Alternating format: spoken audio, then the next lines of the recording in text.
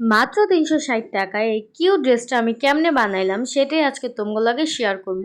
ভিডিওটা একটু বড় হইতে পারে কিন্তু শেষ পর্যন্ত দেখলে তোমাকে অনেক আইডিয়া হইব।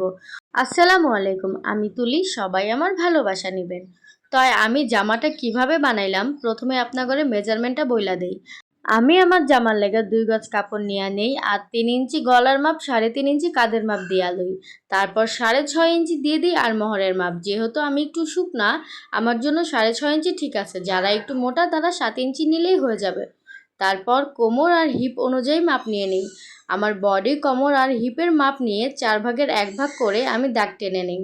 তারপর আমি সবসময় চাই যে আমার জামার যেন নিচের দিক দিয়ে অনেক বেশি ঘের থাকুক, কারণ আমার ঘের ছাড়া জামা পরতে একদমই ভালো লাগে না। তো আমি ঘেরটা সবসময় বাড়ায় দিই, যেহেতু নিজের জামা নিজেই বানাই, বাড়ায় দিতে কোনো সমস্যা নেই।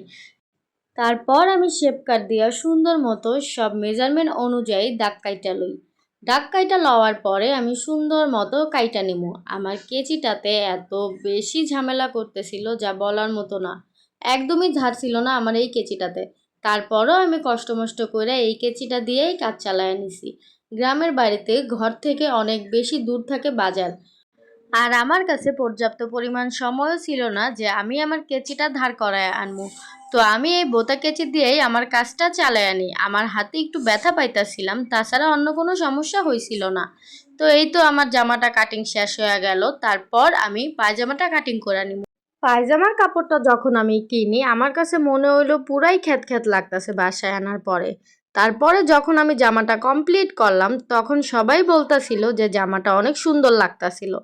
তো এই তো আমি পায়জামাটা কাটিং শুরু করে দিলাম। 2 ইঞ্চি লয়া লইলাম রাবারের লেগে। তারপর আমি হিপের মাপটা লয়া লইলাম 15 ইঞ্চি।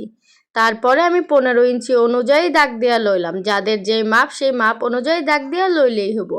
আমার লম্বা অনুযায়ী আমি 38 নিলাম। যার যার লম্বা যতটুকু অতটুকু লয়া লইলেই হইব। তারপরে আমি পায়জামাটা একটু চিপা করে বানানোর চিন্তা করলাম, এজন্য আমি পায়ের দিক দিয়ে 6.5 লয়া লইলাম। তারপর আমি শেপ কাট দিয়া মেজারমেন্ট অনুযায়ী দাগ কাইটা লইলাম। এইবার হইল কাটার পালা। তো পায়জামার কাপড়টা তো আমার কাছে তেমন একটা ভালো লাগতাছে না, তোমগো কাছে কেমন লাগতাছে অবশ্যই কমেন্ট করে জানাইও। আর এরকম এক কালার জামা আর প্রিন্টের পায়জামা ওড়না এই প্রথম আমি পরতেছি। অবশেষে একটা কথাই কইতে চাই, আমার এই ভিডিওটা তোমগো কাছে ভালো লাগিয়া থাকলে একটা শেয়ার অবশ্যই দিবা। এই জামাটা বানাইতে গিয়া কিন্তু আমি আরও একটা টেকনিক খাটাইছি। সেটা হচ্ছে ছোট ছোট প্লাস্টিকের বোতামকে আমি সগুদামের মতো জামার মাঝখানে বসাইয়া দিছি।